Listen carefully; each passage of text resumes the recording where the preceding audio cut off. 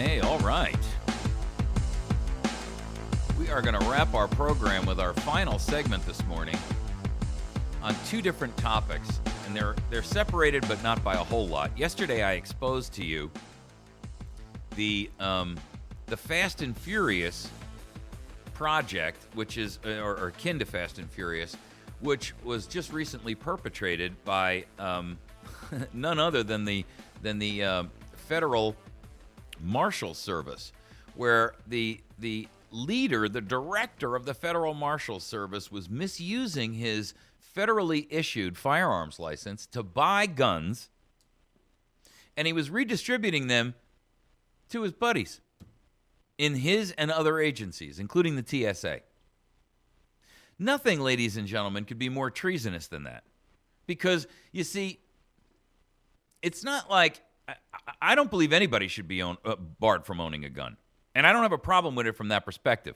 I do have a problem with it when they're abusing their authority and they are lining their own pockets and helping their friends who will participate in your demise. There, I got a problem with it. Frankly, there shouldn't even be a federal firearms license. There is nothing in the Second Amendment that gives the federal government the right to limit your gun ownership. Period. End of argument. I don't give a damn whether you want to buy a tank or you want to buy a Stinger missile or an F-16 or a battleship. Or if you want to buy a 22 for little Johnny. There is nothing that allows and bars that bars you from having ownership of any weapon. In fact, our founders made it abundantly clear that the real purpose of the Second Amendment was that you be equally armed with a government that could utilize tyranny as a weapon against you at any time. That's why there should be nothing barring you from owning a fully automatic weapon. That's why there's nothing barring you from owning a piece of artillery. Well, I know that there's a bunch of crackpot knuckleheads who've been indoctrinated into the idea that the government has to control every aspect of your life and wipe your butt for you. But the truth of the matter is, anybody who's got the money to buy an F-16 or to buy themselves a fully automatic weapon is not the kind of person that's going to go out there and utilize it to rob a bank. And I got to tell you that the amount of violent crime in this country has been falling dramatically for well over a decade now. The crime that's being committed now is not the kind of crime that's coming from weapons. And irrespective of any other crap that you're told, let me tell you what the real statistics of gun death are in the United States. They're half the number that you're given, and I'm going to tell you why. You can pull up any FBI death by firearm statistic you want for any year, and here's what you're going to find. If you look beyond the initial number, not the number the Brady anti-gun group gives you, not the number Chuck, let's throw it up against the wall, Schumer hits you with. I'm talking about the real number. And that real number is halved. Half of what the original number is. You know why? Because the rest of them are all suicides. Boom. Go look it up for yourself. Don't take my word for it. I'm nothing but an opinion generator here. Don't take my word for it. I dare you to go do your homework. I double, triple dog dare you. Go look it up.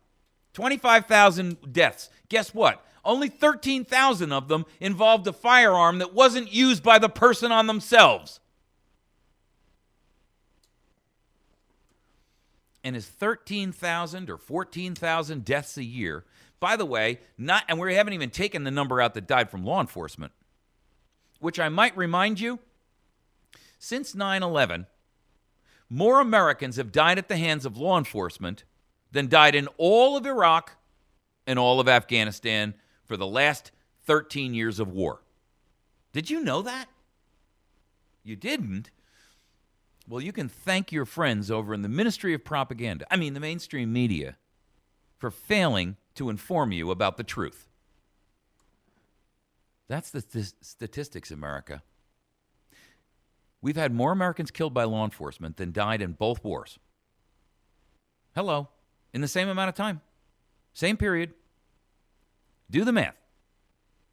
Since 9/11, more Americans have been killed by law enforcement than died in both wars. That alone should tell you that we live in a police state. The reality of this is simply this. There is nothing that bars you from owning anything you want. Do you know why the federal government doesn't imprison people for owning a fully automatic weapon? That's not why they imprison them. They imprison them for violating the tax implications of owning that weapon. Go look it up. I've been convicted of it myself. I did 3 years in a federal penitentiary for failure to pay an excise tax on a short-barreled shotgun that wasn't even as such. It's a whole other story. I've put that story out there. If you want to know what it's about, you can go look it up. But the truth is, I was convicted of IRS code, Title 26. Go do your homework. If you don't know what Title 26 is, Title 26 is IRS code. Title 18 is actual criminal code. Criminal code is, bank robbery, assault, murder, blah, blah, blah, rape. If guns were illegal, they'd be under Title 18. They're not, because there's a Second Amendment. So what they do is, just like they got Al Capone, they couldn't get him for murder, they couldn't get him for bank robbery, they couldn't get him for loan sharking, they got him for tax evasion. Evading the $200 tax stamp, or the $5 tax stamp in the case of a short-barreled shotgun, for $5. Hello. Welcome to the America that you never thought you never dreamed you lived in. The truth is, there's nothing that prohibits you constitutionally or legally from owning a weapon. Any weapon you want. Now, I guarantee you, that you're never going to be able to get yourself a SAM or some kind of a shoulder-fired missile. But there should be nothing that prohibits you from owning those. In fact, if you look at the profligation of RPGs in foreign nations, look at the Middle East. It's awash in them. Where did the 20,000 Stinger missiles go that are missing? Well, we're going to talk about that right now, because this isn't just a domestic issue. Seymour Hersh, the Pulitzer-Prize winning reporter, has put out a post on Washington blog that says the real scandal of Benghazi is not what you thought. It's not about Hillary Clinton dropping the ball. It's what I've been reporting for 2 years, ladies and gentlemen. The real issue of Benghazi, which occurred in September of 2012, was that the real issue was they were using that location in Benghazi to take weapons from Libya and move them to Syria to the jihadists. Everything else you've heard is a smokescreen. That's the truth. Seymour Hersh writes, in January, the Senate Intelligence Committee released a report on the assault by a local militia in September of 2012 on the American consulate in a nearby undercover CIA facility in Benghazi that resulted in the deaths of the U.S. Ambassador Christopher Stevens and 3 others. The report's criticism of the State Department for not providing adequate security at the consulate and for the intelligence community for not alerting the U.S. military to the presence of a CIA outpost in the area received front-page coverage and revived animosity in Washington, with Republicans accusing Obama and Hillary Clinton of a cover-up. That's the part you keep hearing about. The failure of Hillary to protect. The failure of Obama to go to their rescue. But here's where the story gets ugly. A highly classified annex to the report, not made public. Did you hear what I just said? Not made public. Describes a secret agreement reached in early 2012 between the Obama and the Erdogan administration in Turkey. It pertained to the rat line. By the terms of the agreement, funding came from Turkey as well as Saudi Arabia and Qatar. The CIA, with the support of MI6, that's Britain's CIA, was responsible for getting arms from Gaddafi's arsenal from Libya into Syria.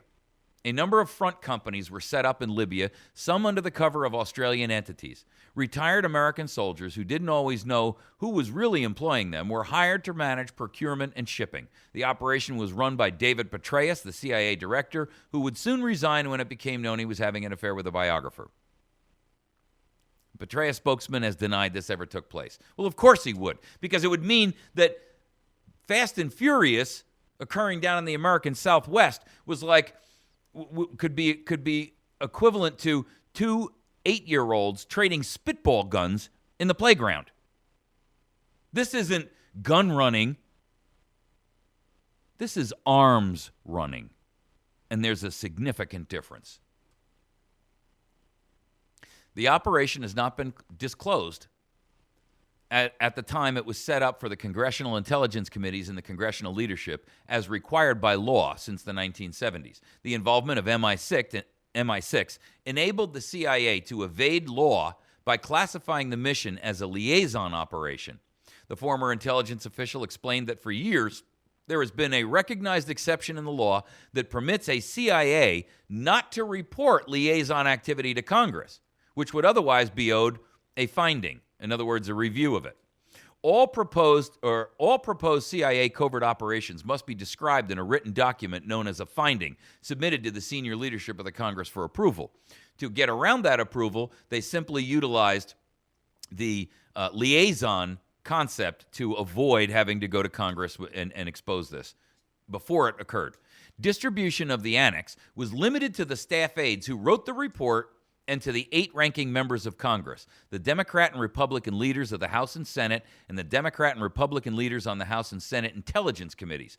This hardly constituted a genuine attempt at oversight. The 8 leaders are not known to gather together to raise questions or discuss the secret information they receive.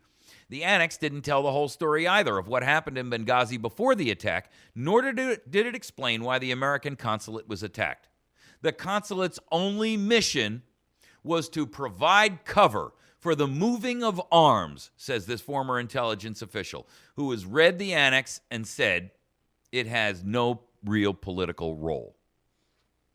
Now, Hersh isn't the only one that's reported on this, but everybody and their brother is doing everything that they can to shut this down from your knowledge and your visage. Both parties, the Democrats and the Republicans, have lied to you blatantly. This, ladies and gentlemen, is an act that is commensurate with a government that is a banana republic, not a constitutional republic. A banana island republic run by some little Togo-ish. CNN even touched on this, Communist News Network. But then they got shut down. The Wall Street Journal confirmed that the U.S. consulate in Benghazi was mainly being used for secret CIA operations. The Telegraph in the UK, same thing. The State Department presence that was there was cover. It was diplomatic cover. It was a hidden CIA mission. And the State Department's presence there was all there not for a real political purpose, but to simply cover up the fact that the CIA had a secret annex there in which they were transferring weapons from Gaddafi's Libya. Remember now, Gaddafi was dead, right? Killed by his own people. All the weaponry that Gaddafi had in the country, where the heck is it? Who's got control of it? Hello? You think Gaddafi had nothing but, 1 or 2 warehouses and armories full of a bunch of spitball and pea shooters? WorldNet Daily said that it was not a real consulate, that it was to provide diplomatic cover. Former CIA officer Philip Giraldi confirmed, Benghazi has been described as a U.S. consulate, but it was not. It was an information office that had no diplomatic status whatsoever. There was a small staff of actual State Department information officers, plus local translators. The much larger CIA base was located in a separate building over a mile away. It was protected by a not completely reliable local militia. Base management, and why? Because all of this had to be done in secret, folks. Base management would have no say in the movement of the ambassador and would not be party to his plans, nor would it clear his own operations with the U.S. Embassy in Tripoli. In Benghazi, the CIA's operating directive would have been focused on two objectives: monitoring the local al-Qaeda affiliate group Ansar al-Sharia and tracking down weapons liberated from Colonel Gaddafi's arsenal. Staff consisted of CIA paramilitaries who were working in cooperation with the local militia. The ambassador would not be privy to operational details and would only know in general what the agency, the CIA, was up to. When the ambassador's party was attacked, the paramilitaries at the CIA base came to the rescue before they were driven back into their own compound, where two of their officers were subsequently killed in a mortar attack. Even Reuters notes that the CIA mission involved finding and repurchasing of the heavy weaponry looted from the Libyan government arsenals after Gaddafi's demise. Folks, that's the real truth of Benghazi. That's what really was happening there. This has nothing to do. Hillary Clinton,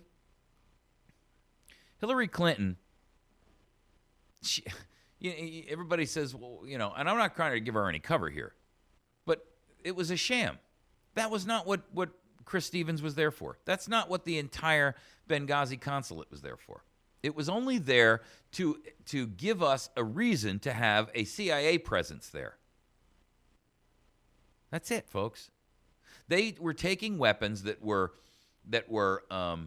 obtained, and they were buying back weapons from the militias who had looted them from the Libyan government after Gaddafi was dead.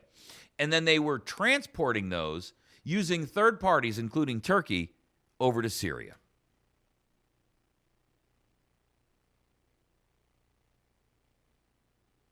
Business Insider actually reported that Ambassador Stevens may have even been linked with the Syrian terrorists. There's growing, quote, this is from Business Insider, which, by the way, is no slouch group. I read their stuff all the time. Very, very good website for you to monitor. Business Insider. There's growing evidence that U.S. agents, particularly the murdered Ambassador Chris Stevens, were at least aware of heavy weapons moving from Libya to jihadist Syrian rebels. In March 2011, Stevens became the official U.S. liaison to the al-Qaeda-linked Libyan opposition and worked directly with Belhadi of the Libyan Islamic Fighting Group, a group that is now disbanded, with some fighters reportedly participating in the attack that took his life. In November 2011, the Telegraph reported that Belhadi, acting as head of the Tripoli Military Council, met with Free Syrian Army FSA leaders in Istanbul, that's Turkey, and on the border with Turkey, in an effort by the new Libyan government to provide money and weapons to the growing insurgency in Syria, which was run by whom? Al-Qaeda and jihadis. By the way, and let me finish this concept here, because this article note. Last month, the Times of London reported that a Libyan ship carrying the largest consignment of weapons for Syria had docked in Turkey. The shipment reportedly weighed 400 tons and included SA-7 surface-to-air anti-aircraft missiles and rocket-propelled grenades. Hello.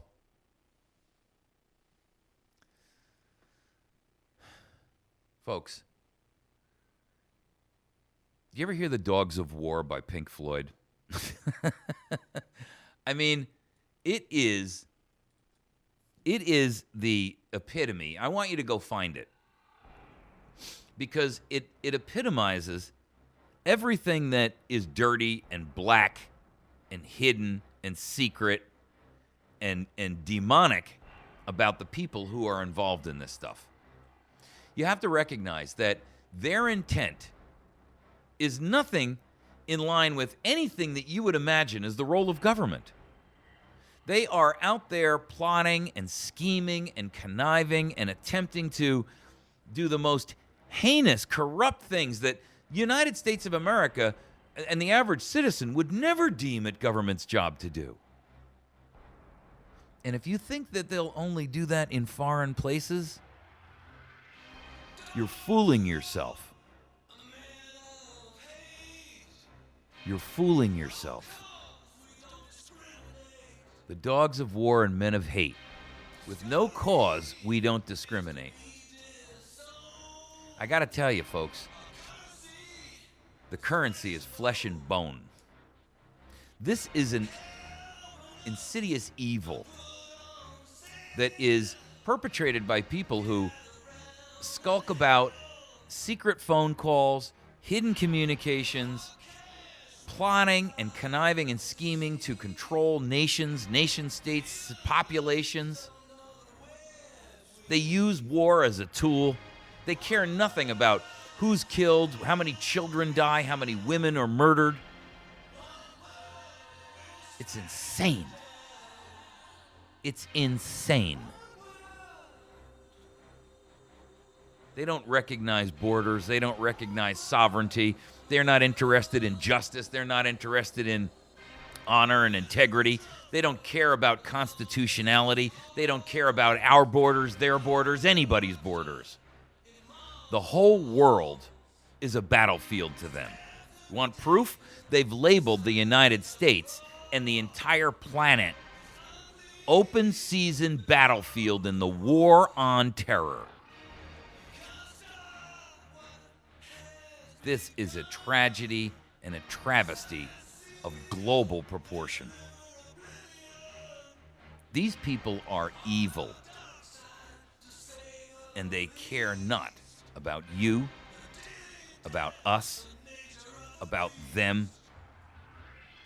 All they're interested in is achieving these plots and plans that most of us think only exist in a fictional book written by Tom Clancy. Who else could conceive of the evil?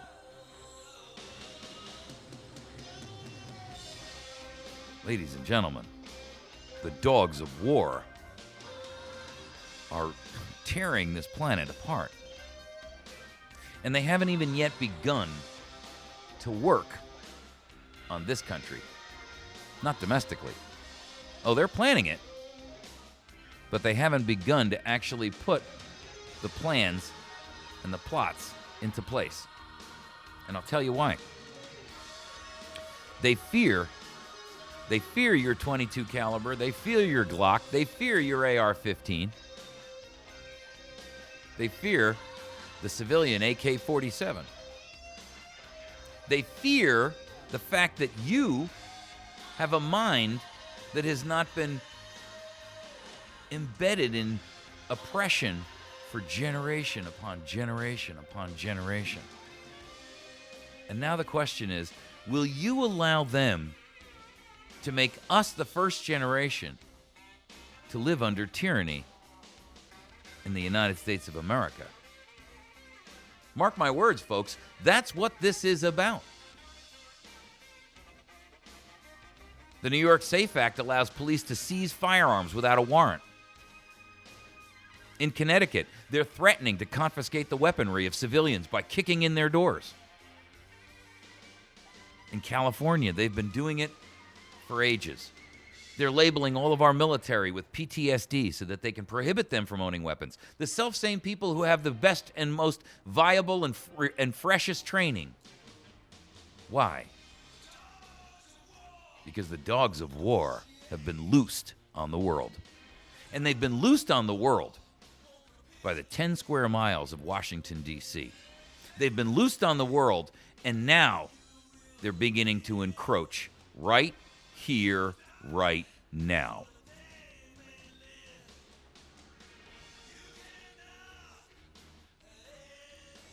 Folks, I got to tell you, it's getting ugly out there. You're going to have to make a decision. What do you plan to do? Whose side are you going to be on? We've reached the tipping point, and frankly, we're well over it. The question is, what are you going to do about it? Will you pretend it doesn't matter? Will you pretend that the safety and the security of your family and your children and your children's children, your grandchildren, and those who come after us is not worth your involvement? Hello, America. The war has begun, and it's upon us right now. You've been listening to America's Voice Now. You can find us every day at americasvoicenow.org. You can watch this program or listen to it, audio or video, your choice. Please share these videos from youtube.com/America's Voice Now with your friends and educate those in your circle of influence. We'll see you tomorrow.